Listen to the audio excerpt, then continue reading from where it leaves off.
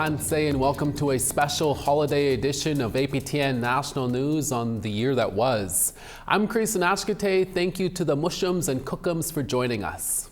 As more questions surrounded Buffy St. Marie's identity earlier this year, identity in music has never been more confusing. For Indigenous History Month this past June, we heard from the people this issue impacts most. Métis folk musician Michelle McCoons and Anishinaabe indie rock star Tashina Baswa helps us lay the foundation of how we got here. Veronica Blackhawk reports. As the robin sing, all I can think about is money. If I'm gonna make it, if I should even try to find my way, navigate the water, time is in question, I need help. Mitchell McCoons is a Red River Métis musician from Manitoba House, a settlement in the province. We reflect on what it means to embrace his cultural identity through song. It was scary to be a Métis person, so people were really good at hiding it, that really believe that reconnecting is something that they need. And having my music as like a starting off point is really nice. There's a few protest songs that we had in our set, and somebody in the audience didn't like it. So they met us at our cars at the end of the show and were really kind of threatening us and telling us that they didn't like the message we were sharing. And that's terrifying. When we talk about Indigenous protest songs, it's hard not to acknowledge Buffy St. Marie. Now that we've had time to process the truth about her identity claims and spaces she's occupied, Mitchell's opinion sits in a different light. I can see all the good things that came out of it, but when you talk about the funding that somebody, say on reserve, like could have used to come to a real studio in the city versus someone that's already had so much success and being given more money, that's like, it's so frustrating because their mid-career movement could take the place of somebody's start.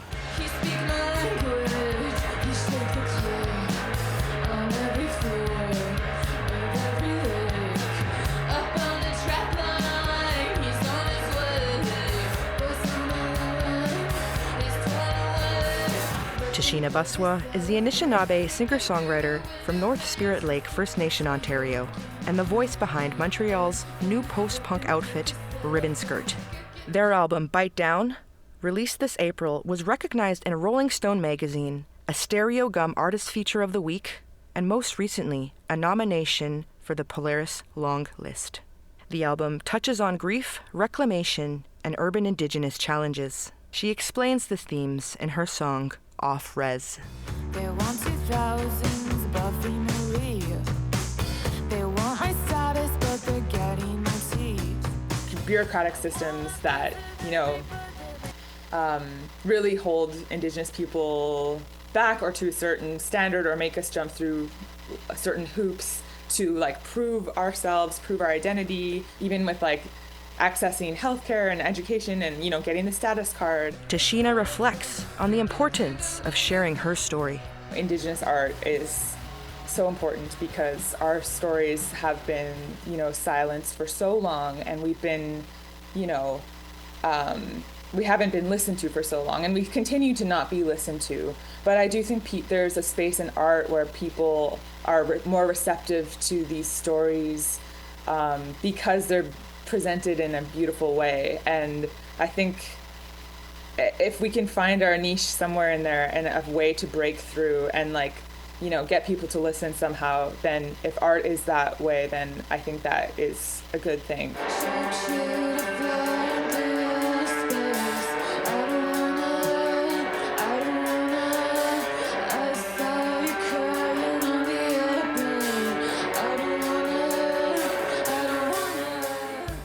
This week, we speak with a range of artists and industry professionals to unravel the challenges and rewards of what it means to make Indigenous music in Canada. Here to walk along with you in that good way, I'm Veronica Blackhawk, APTN National News. Last year, a musician was called out for their claim of being tied to a Mi'kmaq community. The Toronto-based artist grew up taking their family's version of their lineage at face value. And as Veronica Blackhawk explains, now that they've traced these roots, their entire outlook has changed. The missing are our matriarchs, our queens, our kin, our givers of life. We owe them answers. And we owe them action. Identity, lineage, and kinship has always been at the center of Cody Bull's music, a reference built into their band name, Crownlands. Growing up, Cody was told they were Mi'kmaq and French. It wasn't until recently they learned they were neither. As a kid, you look to your dad or your parents, and you kind of take it at face value. And I saw my dad. He's got really dark skin, and he looks very Indigenous. In 2023, Crownlands was included in a campaign to expose Indigenous identity fraud.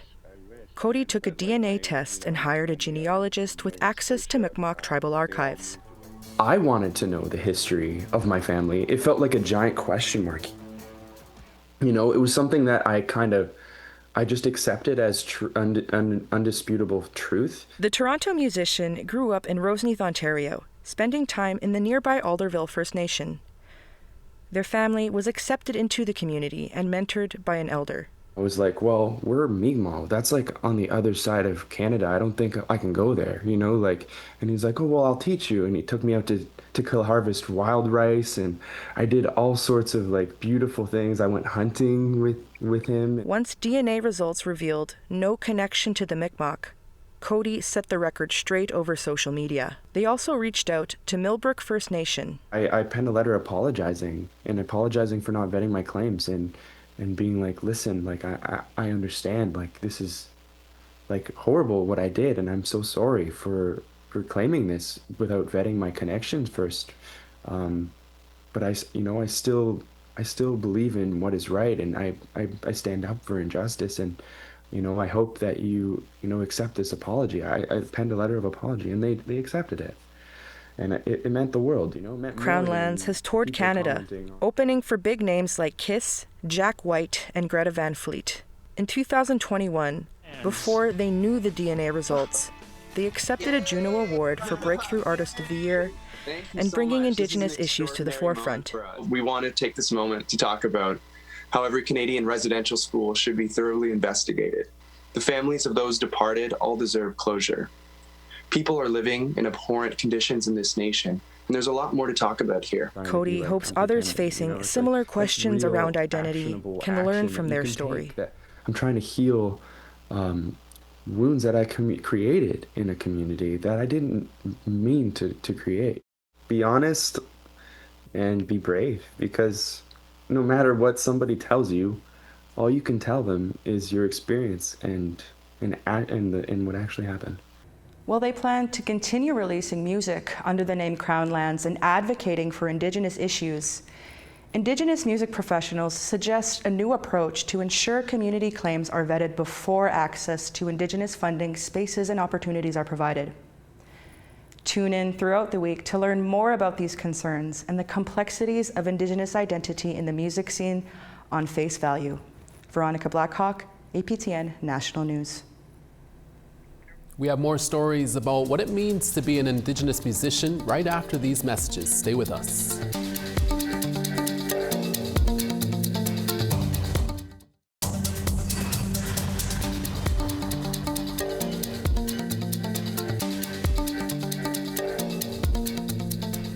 Thanks for staying with us. For part 3 of Face Value, Veronica Blackhawk explores the conversation around identity, lineage, and kinship. And for one Métis musician, it's been an uncomfortable process to reclaim a place in the Indigenous music community amid accusations of not being real. But it's inspired a healing journey, not just for her, but for other musicians within the industry. You see the way they play, say to be a part of change, I think they lie. Megan Meisters is a musician by the name Iskway. She's a registered citizen of the Manitoba Métis Federation, born and raised in Winnipeg, under the care of her maternal grandfather, who passed down his knowledge of Métis culture.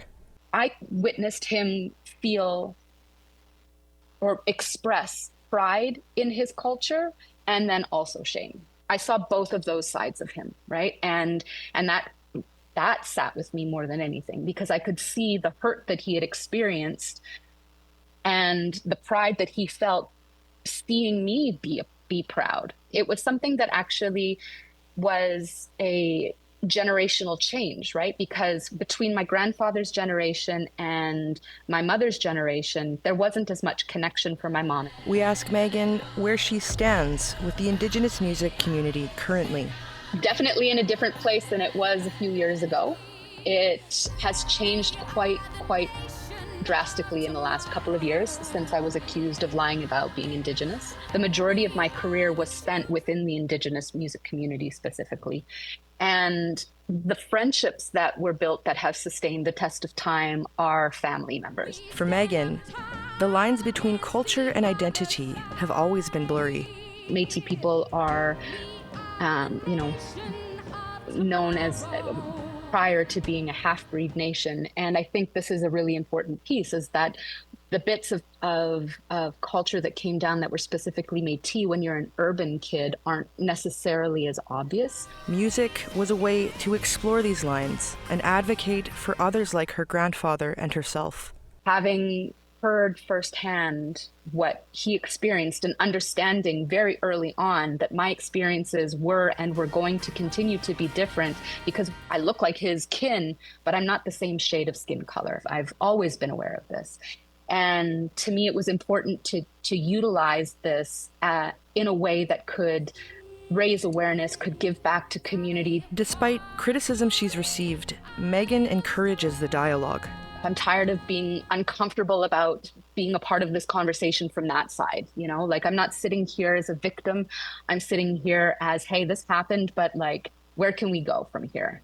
We have our kinship ties. We have our lineage. We have all of these things that are passed down from generation, and that makes me a part of my community. Megan wishes to see these discussions held in a safer way moving forward. We can't be expected to know everything about each other. So why don't we find a way to, learn from a place of welcoming again, instead of, trying to just pluck people out far too easily? How do we mend things, inter-community, right? Because the thing is that I've been learning more and more is I know nothing. Megan holds a valid Manitoba Métis Federation card, but she still faces backlash as Indigenous fraud claims resurface online. Throughout the ordeal, Megan's learned the importance of accountability when it comes to questions about community claims. She continues to share her story in hopes that others with complex and mixed identity aren't discouraged from building community connections in the future. Veronica Blackhawk, APTN National News. You've heard insights from artists who have faced pretendian accusations and call out culture head on. Some seasoned Indigenous professionals also provided some advice that is rooted in culture and community care. Once again, here's Veronica Blackhawk. Took my identity, I'm taking it back. I am Anishinaabe, I belong to the land. Leonard Sumner is a rapper from Little Saskatchewan First Nation, Manitoba. Desiree Dorian is a Cree country musician from Dauphin, Manitoba. Both are renowned trailblazers in the Indigenous music community. The artists shed a light on our view of false identity claims. I think it's super important for young people to have an understanding of who they are and to be able to see themselves represented fairly. But at the same time, indigeneity and the face of it has always been shifting. I feel like a lot of people are realizing how important it is to protect our identity, but at the same time, we're still picking up the pieces in the puzzle of who we are as a people. Leonard suggests taking a step back to process how our collective loss of culture adds to the confusion, bringing us to the root of the cause. The way the music industry operates is they like one voice to be the punctuation for everything. When you don't have a genuine experience on a platform speaking the truth, it just makes room for a lot more lies. While the public is determined to police Indigenous identity fraud, our communities still welcome newcomers. People can participate in respectful ways, that they don't have to become the main voice. There's not one voice for community. We're just one of many. Greta, don't you get that gun now? Greta, don't you get that gun? In recent years, Desiree Dorian's seen a push for accountability in Indigenous spaces. However, the wider industry of non-Indigenous professionals are slow to catch on. What we're seeing a lot in festivals right now across Canada is buyers are booking Indigenous artists who are quote-unquote palatable to their audiences. We don't often see brown faces being presented at festivals. Desiree acknowledges that cultural identity is more than skin deep. Understanding our individual histories can help us see where we fit into these spaces. I can travel fairly easily in Indigenous and non-Indigenous worlds. And I think about that conversely with my, brown-skinned relatives. And I think if you know who you are and you know where you come from and you know where you're going, then there's no reason to be guilty about the space that you're taking up. In terms of non-Indigenous adoptees looking to benefit from Indigenous opportunities, the musicians clap back. Just because you're adopted into a family doesn't necessarily mean that you adopt all the hardships and all the history with that. You don't carry that baggage in the same way that your adoptive family does. I mean, we have so many issues in our communities, and if you want to tell a story about one of those issues that you don't have a connection to, you might want to rethink that. And we don't need anybody to speak for us on our behalf. We're more than capable of telling our own stories. For non-Indigenous folks seeking direction on this topic, Desiree suggests connecting with a trusted member from your surrounding Indigenous communities. Avoiding the conversation can alter the credibility of your platform and cause real harm to Indigenous people. Learn more about the network of Indigenous professionals who are taking a holistic approach to protecting these spaces tomorrow on the final segment of Face Value. Veronica Blackhawk, APTN National News. And our conclusion to Face Value is up next, right after this commercial break. Stay with us.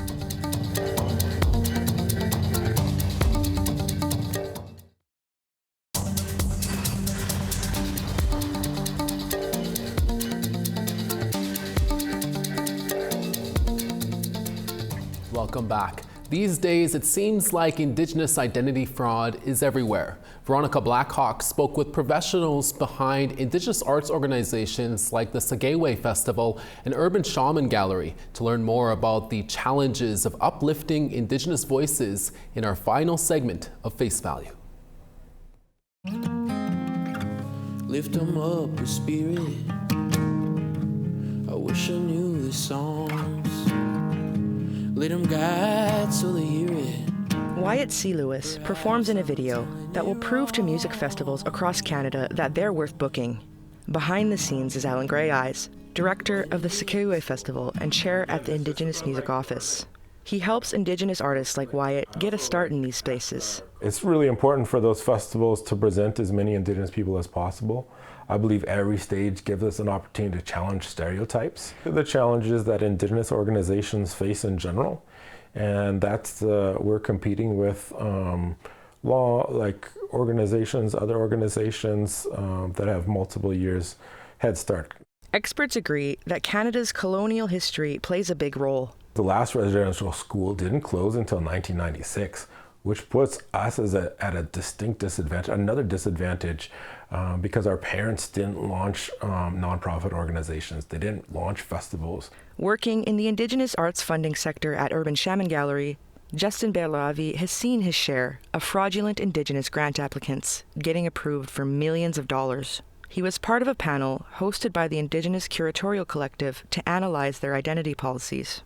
We don't want to be like pretending police and like looking over our shoulders all the time and interrogating people who are our colleagues. So like rather than focusing on like the individual as being, someone who's malicious or like a bad actor and trying to police at an individual level, looking at like our systems and structures. When it comes to accessing federal and provincial funding for Indigenous artists, Justin says that most policies are still rooted in white supremacy. What that creates is this relationship where we're modeling our behavior at our organizations, so our culture, to match the demands of government. And the people who are uplifted are the ones that have those set of skills, which often is in proximity to whiteness. Alan and Justin suggest a holistic approach.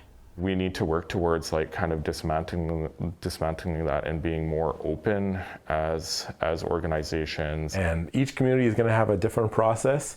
And what we're currently embarking on is consultations with Indigenous knowledge keepers, elders and grandmothers across the country in different communities and nations. And so the goal is to have a database that we can use to make phone calls and just do some back checking. Indigenous identity fraud is a nationwide issue. Alan says other musicians can play a part in keeping things level by being mindful about sharing their platforms with up-and-coming artists. I would recommend that if you're an artist that has developed a team, you have resources, maybe leave those spaces for new and emerging voices so we can hear an even broader, wider perspective from the Indigenous community. As for now, the discussion of identity is a work in progress. What we learned is overwhelmingly the music festivals wanted to rely on our artist directory on our website for to identify people as Indigenous, to identify artists that they could book for their festivals. And I think a lot of artist-run centers are all in the same boat. Like, none of us have finished our identity policy yet. So just be patient, and I think listening is also way more important than having an opinion on everything that's happening. Indigenous music and arts professionals say they want real change. Their stories, a reflection for all of Turtle Island to learn from. We always had good faith for artists. Like we just took them at face value. We would have conversations, understand their communities, but it's not until now that we're realizing that the situation is really complex. There's no time like the present for us to recognize just how complex identity is. If you're lying, people will find out. If you're reconnecting and you really don't know, then say you don't know. And be honest about where that disconnect lies and what it entails, and you'll have support from the community. Just recognizing that people are people, we're not perfect, we all make mistakes, but there's always, an opportunity to make things right. Indigenous people hold real and valid pain surrounding false identity claims.